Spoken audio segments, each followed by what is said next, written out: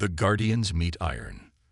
The crystalline ships of the Asterian Collective emerged from hyperspace at the edge of the Sol system, their organic-looking vessels reflecting starlight like drops of morning dew. High Commander Ceres stood on the bridge of the flagship Eternal Light, her translucent form shifting through shades of blue and gold as she processed the sensor readings before her. "Impossible," she whispered, her voice like wind chimes in a gentle breeze. "This cannot be right." Her second-in-command, Nilara, moved closer to the holographic display, her own form pulsing with confusion. "The data is correct, High Commander. The civilization we detected merely 2 centuries ago has advanced beyond all projected models. The Asterians had been the peaceful shepherds of the galaxy for over 10,000 years, guiding young civilizations toward enlightenment with a gentle hand. Their last survey of Earth had shown a species just beginning to harness electricity, their primitive machines belching smoke into their atmosphere. Now, their sensors showed something entirely different. A vast network of satellites and space stations orbited the blue planet. Massive ships moved with precision between them, their designs unlike anything in the Collective's database. But what truly caught Ceres's attention were the defenses, layers upon layers of them, surrounding Earth like the shells of an armored creature. "High Commander," called out their sensor specialist, "I'm detecting energy signatures that suggest weapon systems of incredible sophistication. Their defensive grid appears to be capable of." Before he could finish, a transmission cut through their communications array. The signal powerful and precise. "Unidentified vessels, you have entered Earth-controlled space. Maintain your current position and prepare to receive diplomatic protocols. Any deviation will be considered a hostile action." The bridge fell silent as a massive ship emerged from behind Earth's moon. Unlike the organic curves of Asterian vessels, this ship was angular and armored, its surface dotted with what appeared to be weapon emplacements. Yet it moved with a grace that belied its imposing appearance. Their technological development should have taken at least another millennium, Nilara observed, her form now a deep purple of concern. How did they advance so quickly? And why focus so much on defensive capabilities? Ceres studied the human vessel with growing fascination. "Perhaps we have been too set in our ways, Nilara. We guide civilizations along our path, teaching them to embrace peace before reaching for the stars. But these humans, they chose a different way." Following the transmitted protocols precisely, the Eternal Light approached the designated coordinates. As they drew closer to Earth, more details of human civilization became apparent. Every satellite served multiple purposes. Communications arrays doubled as sensor platforms, solar power stations contained defensive capabilities, and research stations bristled with protective measures. "They're scanning us," reported the sensor specialist, his crystalline form flickering with surprise. "Their technology, it's not just military in nature. They're conducting atmospheric analysis, biological scans, and they appear to be creating a real-time model of our ship's internal structure." Ceres felt her diplomatic training straining against the reality before her. These humans had achieved something unprecedented. They had reached for the stars while simultaneously preparing for any threat they might encounter. Not out of aggression, she realized, but out of a deep-seated drive to protect and preserve. As they approached the massive space station designated for their meeting, Ceres made a decision that would change the course of galactic history. "Send a priority message to the Collective Council," she commanded. "Tell them we've encountered something unprecedented, a species that has found its own path to the stars. They built shields before bridges, yet somehow maintained their drive for exploration and discovery." The station's docking ports opened like welcoming arms, their design capable of accommodating vessels of virtually any configuration. Inside, Ceres could see humans in environmental suits ready to receive them, their movements disciplined yet curious. "Prepare for diplomatic contact," she ordered her crew. "But first, a word of caution. We came here expecting to teach, but I suspect we may find ourselves learning instead. These humans have achieved something remarkable. They've built a civilization that prepares for the worst while still hoping for the best. As the eternal light locked into its docking position, Ceres felt a mixture of trepidation and excitement. The Asterians had spent millennia teaching other species how to reach for the stars. Now, for the first time, they had found a civilization that had not only reached them independently, but had done so while maintaining a level of preparedness that challenged everything the collective thought they knew about technological and social development. The humans had built an iron garden among the stars, and Ceres couldn't help but wonder what other surprises this remarkable species had in store for them. The Hidden Storm. 1 month into diplomatic relations between Earth and the Asterian Collective, Admiral Sarah Chen stood in Earth Defense Command's Central Observatory, watching the crystalline forms of their alien visitors shimmer in the artificial light. High Commander Ceres's translucent body shifted through shades of green and blue as she studied the holographic display of Earth's defense network. "Your species continues to fascinate us," Ceres said, her chime-like voice filled with wonder. "Every defensive system we examine serves multiple purposes. Your orbital platforms don't just protect. They research, communicate, and explore." Sarah smiled, remembering the initial shock on the Asterians' faces when they first understood the extent of Earth's preparations. "We learned early that the best defense isn't just about weapons or shields.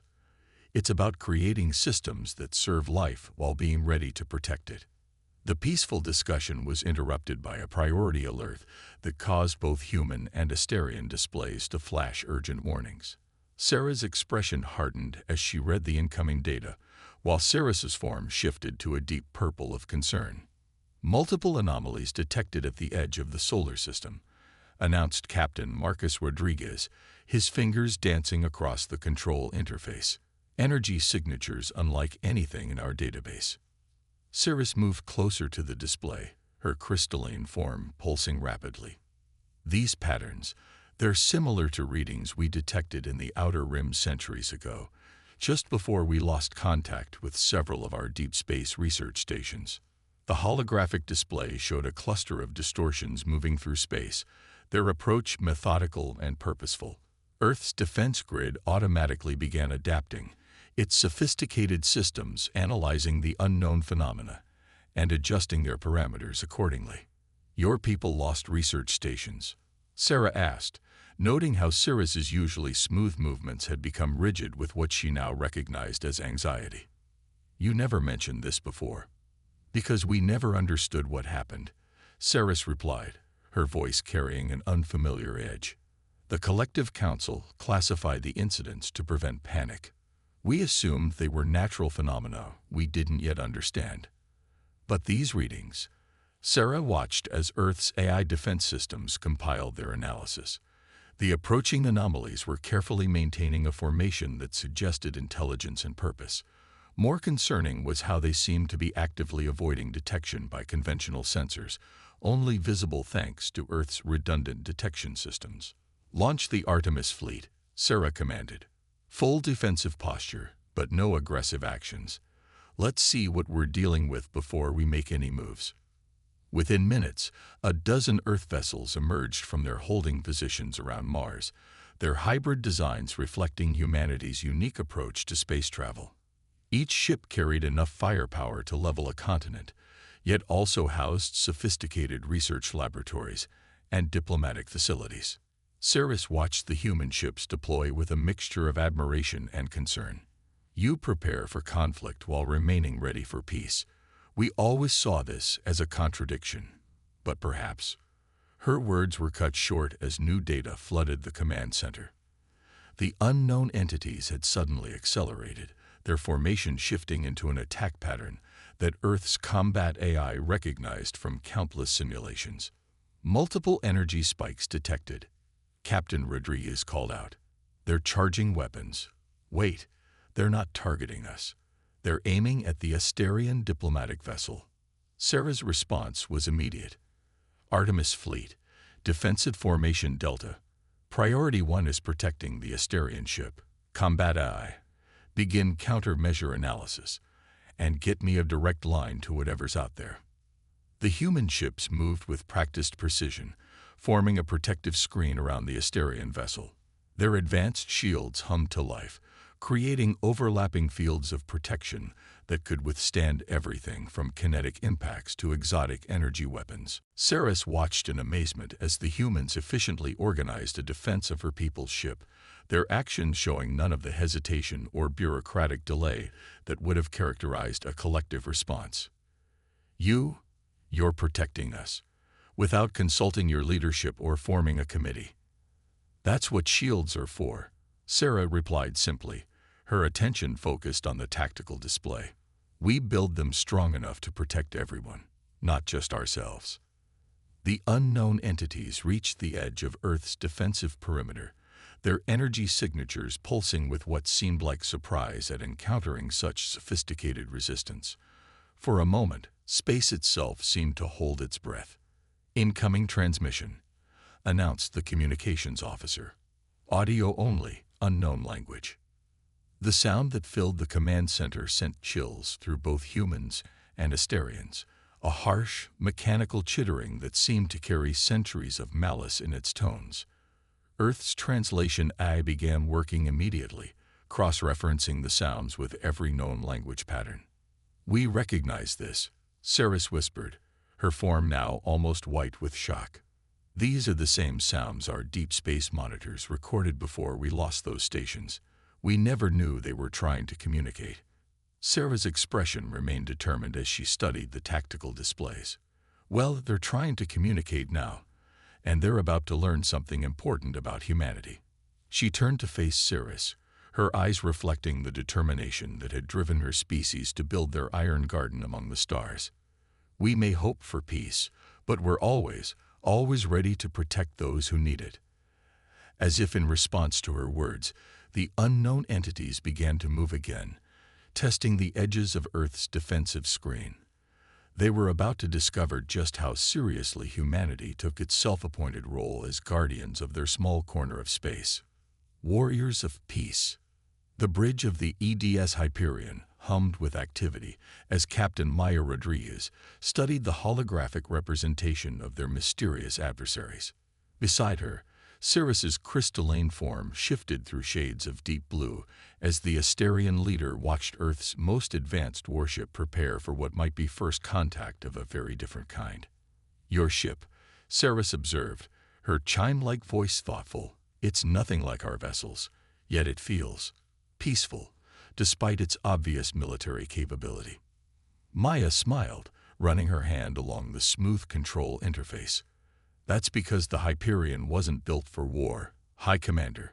She was built for exploration. The weapons, the shields, the combat systems, they're all just tools to help us explore safely. The alien chittering sounds continued to echo through space, growing more insistent with each passing hour.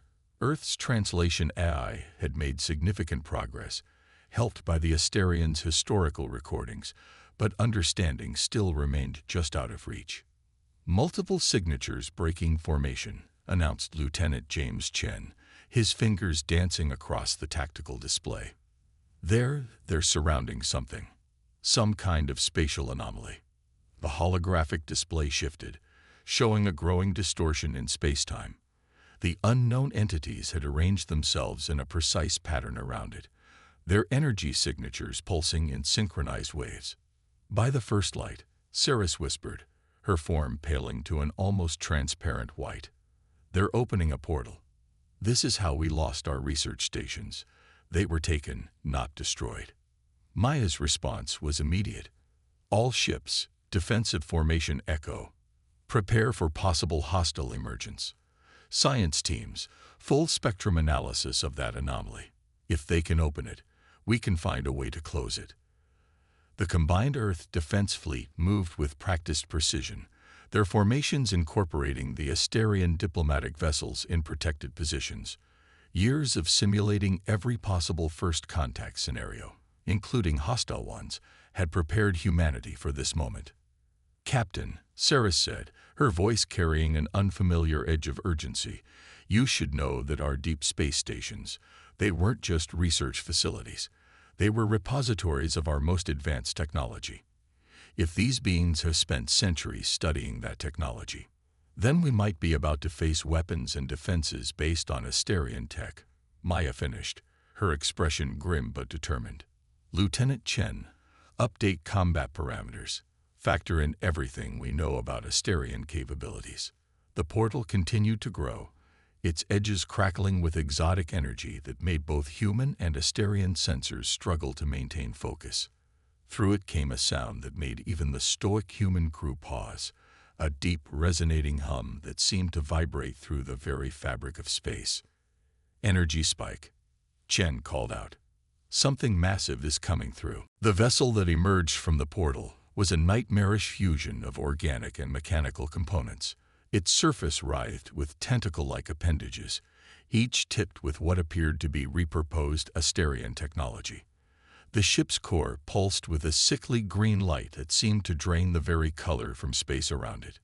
"No," Ceres whispered, her crystalline form trembling. "Those are parts of our lost research stations. They've twisted our technology, corrupted its purpose." Maya studied the tactical display with intensity, noting how the hybrid vessel's design revealed its weaknesses even as it flaunted its strength. "That's the difference between your people and these beings, High Commander. You create technology to understand the universe. They take technology to dominate it." The alien vessel broadcast again, its message now a mixture of mechanical chittering and corrupted Asterian harmonics. Earth's translation AI finally broke through, converting the sounds into words that filled the bridge with their ominous meaning. "Your defensive capabilities are impressive, children of Earth. The Harbingers have not encountered such resistance in millennia. Your protection of the Asterians is noted, and futile. Their knowledge will serve us, as it has served us before. You will submit, or you will be reduced to components for our evolution." Maya's response was immediate and clear, broadcast on all frequencies in both human and Asterian formats. "This is Captain Maya Rodriguez of the Earth Defense Ship Hyperion. We reject your demands. The Asterians are under our protection, their knowledge and culture their own to share or withhold as they choose.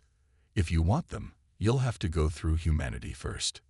Ceres's form flashed with surprise and something else, hope, perhaps, or recognition of something her people had forgotten in their millennia of peaceful existence. The humans weren't just willing to fight. They had spent generations preparing to protect not only themselves, but anyone else who needed protection. The Harbinger vessel's response was to launch its first attack, a combination of corrupted Asterian energy weapons and unknown alien technology. It struck the Hyperion's shields and found them not just ready but adaptive, the defensive systems analyzing and adjusting to each new threat pattern. "All ships, execute Defense Plan Omega," Maya commanded, her voice steady as the battle began. "Show them why humanity reached for the stars with shields in one hand and hope in the other." As the space around Earth erupted into a symphony of light and energy, Ceres watched the humans fight with a precision and purpose her people had never imagined possible. They weren't warriors who had learned to be peaceful. They were guardians who had learned to fight only when peace was not an option. The greatest test of both species was about to begin, and the galaxy would never be the same. The price of preparation. Earth's orbital space had become a battlefield of light and shadow. The Harbinger vessels, twisted amalgamations of stolen Asterian technology and alien biotechnology, pressed their attack against humanity's defense grid. But with each passing moment, they found themselves facing an opponent unlike any they'd encountered in their millennia of conquest. Admiral Sarah Chen stood in Earth Defense Command's strategic center, surrounded by holographic displays showing the battle from every angle.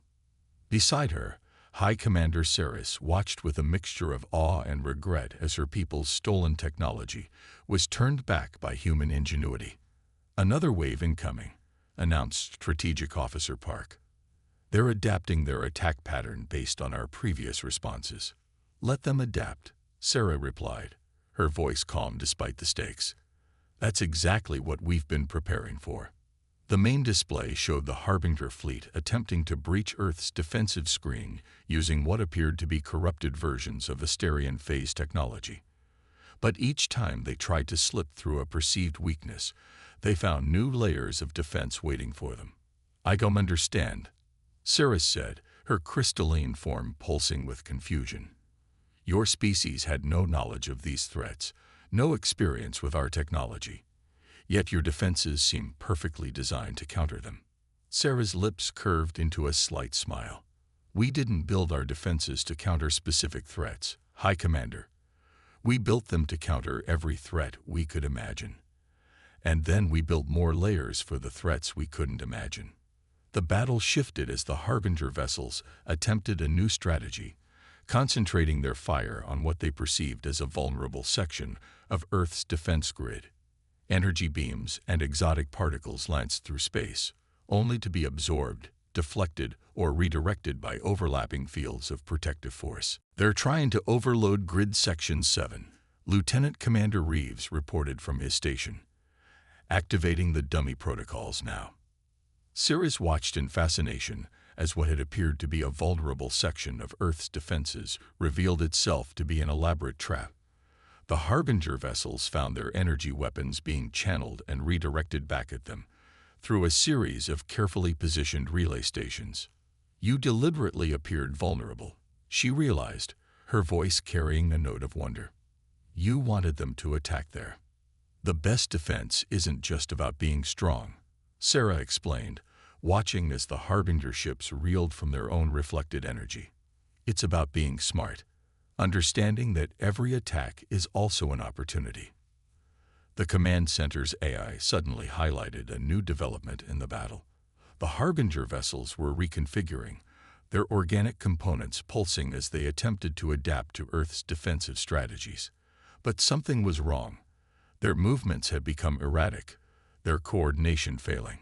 "Ma'am," called out Dr. Elena Santos from the science station, "the quantum analysis is complete. The Harbinger ships, they're not just using Asterian technology, they're dependent on it, and they don't fully understand how it works." Sarah's eyes narrowed as she processed this information. "They're scavengers," she said, "not innovators. They steal and adapt, but they don't truly comprehend the principles behind what they've stolen." Ceres moved closer to the display, her form shifting to a deep blue of realization. "Our technology was never meant to be used this way. The harmonics, the phase variations, they're all based on principles of cooperation and resonance. By twisting them to aggressive purposes, they've created weaknesses we can exploit," Sarah finished. She turned to the communications officer. "Get me the Hyperion. I need to speak with Captain Rodriguez." The holographic display shifted to show Maya Rodriguez's determined face as she commanded Earth's flagship from the front lines of the battle. "Admiral," she acknowledged, even as her ship executed another precise defensive maneuver. "Captain, we found their weakness.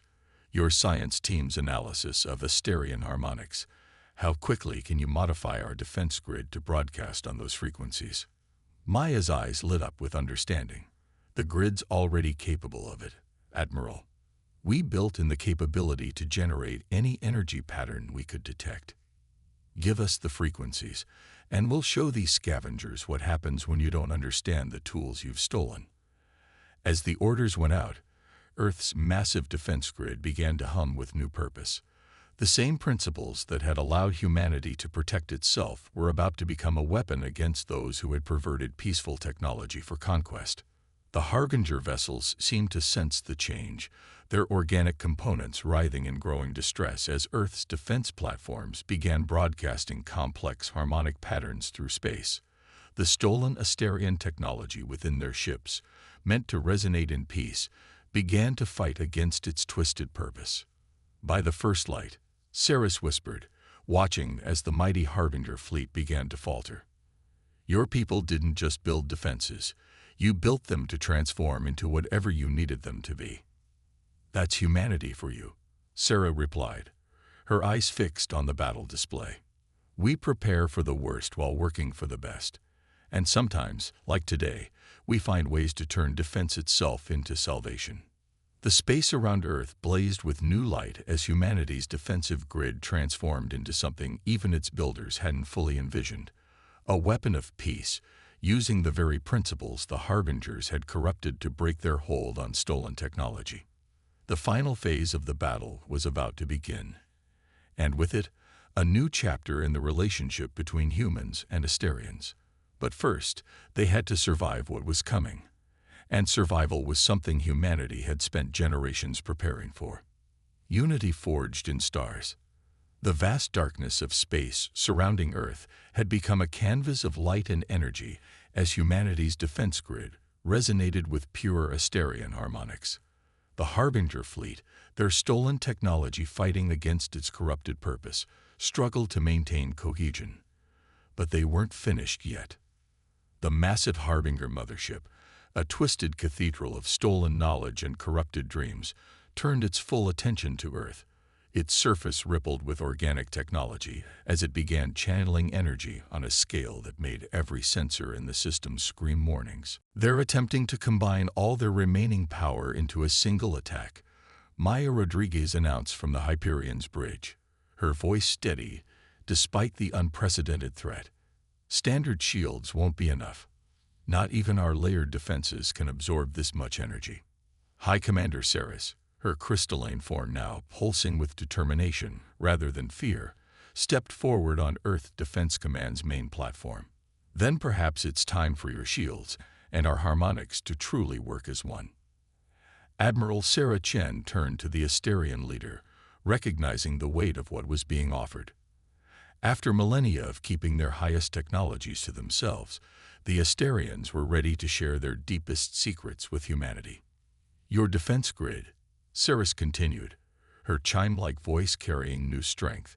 It's already capable of channeling our harmonic principles, but there's so much more we could teach you if you're willing to trust us as we now trust you. Sarah's response was immediate. Maya patched the Asterian frequencies directly into the Hyperion's command core. All ships prepared to receive new defensive protocols. Let's show these scavengers what real cooperation looks like. The next few minutes were a blur of activity as Asterian knowledge flowed into Earth's defense systems. The crystalline vessels of the Asterian diplomatic fleet moved into precise positions among the human ships, their own harmonic fields beginning to resonate with Earth's defense grid. Energy spike. Lieutenant Chen called out. The Harbinger mothership is firing. A beam of corrupted power, built from thousands of years of stolen technology, lanced toward Earth. It was enough energy to crack a planet, to end a civilization that had dared to stand against the Harbinger's millennia of conquest. But it never reached its target. The combined human-Asterian defense grid lit up like a newborn star. Every principle of protection that humanity had developed, every harmony the Asterians had discovered, came together in a single moment of perfect synchronization. The Harbinger's attack struck a shield unlike anything the galaxy had ever seen, one built from the combined strength of two species who had found different paths to the stars. Impossible. The Harbinger transmission crackled through space. Your species are too different. The children of iron cannot work with the singers of light. That's where you're wrong. Maya broadcast back, her voice carrying the determination of her entire species. Humanity built its walls high and strong, not to separate ourselves from others, but to protect anyone who needed shelter. And the Asterians spent millennia learning the harmonies of space itself. Apart, we were strong. Together we're unbreakable. The shield wasn't just stopping the Harbinger's attack, it was transforming it. The corrupted energy was being purified, reformed, and redirected through the combined wisdom of human innovation and Asterian harmony. Now, Sarah commanded, her voice ringing through every ship in the fleet. Show them what happens when guardians and peacekeepers stand together. The transformed energy shot back at the Harbinger fleet in a cascade of purifying light. Where it touched their ships, the corrupted technology began to separate from its organic hosts.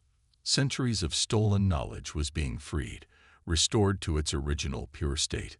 The Harbinger mothership tried to retreat, to flee back through its spatial portal. But it found itself caught in a web of harmonious energy, held in place by the very technologies it had tried to corrupt. Your choice, Maya transmitted to the failing Harbinger fleet. Surrender and let us help separate you from the technology you've corrupted, or try to run and risk destroying yourselves. Unlike you, we're offering a choice. Space itself seemed to hold its breath as the Harbinger ships hung motionless among the stars. Then, one by one, their organic components began to shut down, their stolen technology going dormant. The greatest threat the galaxy had faced in millennia had been stopped not by superior firepower, but by the combined strength of two species who had found different paths to the same goal. In Earth Defense Command, Sarah turned to Ceres. High Commander, I believe this marks the beginning of a new chapter for both our peoples. Ceres's form shifted through colors of joy and wonder. Indeed, Admiral. The Asterian Collective has spent millennia teaching younger species our path to the stars. But today we learn that there are other paths, and that true strength comes not from following a single way, but from learning from each other. As the combined fleet began the process of securing the surrendered Harbinger ships, the stars seemed to shine a little brighter. Humanity had proven that building strong defenses didn't mean sacrificing the dream of peace, and the Asterians had discovered that sometimes the best way to maintain harmony was to be ready to protect it.